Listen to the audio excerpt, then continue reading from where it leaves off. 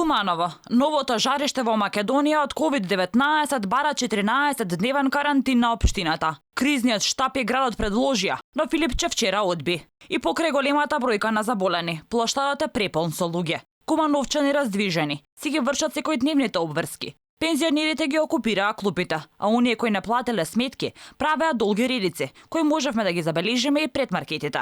Се повеќе се зголемува бројот на заболени и за жал бројот на починати, а алармантна е бројката на доктори кои се заболени од коронавирусот во Кумановската болница, која изнесува 44 лица. Граѓаните со поделени мислења. Дел сметаа дека таквиот чекор психолошки ќе ги погоди, додека дел велат дека доколку се усвои предлогот, би се намалил интензитетот на ширење на вирусот. Сепак, превладуваше мислењето дека карантин како во Дебар е престрога мерка. Па што за можда не?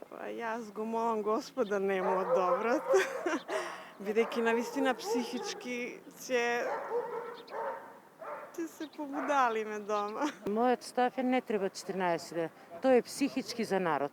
Да, треба, зашто да се затворат прилазите, поки се народот ќе биде дома во изолација и нема да се шири, мислим, оваа болест. Ненадејно. Не зафати целиот град.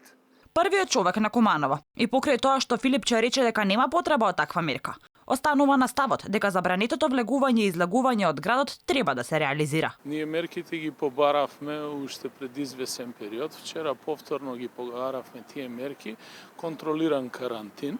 Тоа подразбира секој да може да оди, да доаѓа на работа, граѓаните да добијат најмалку од секое семејство барем по 2 часа дневно да можат да ги намират најнеопходните потреби. Економијата е во пат, тоа е евидентно, но ќе оправиме економијата, но првенствено да си ги заштитиме граѓаните. Димитриевски извесен период апелира да се засилат мерките во Куманово, дури и прилично критичен кон власта. Денеска во оваа општина се одржа состанок на кризниот штаб, на кој присуствуваа и техничкиот премиер Спасовски, министерот за здравство Филипче и вице-премиерот Османи. Од изјавите кои ги дадоа пред одржување на состанокот, се поизвестно е дека сепак мерката на Димитриевски ќе биде одбиена.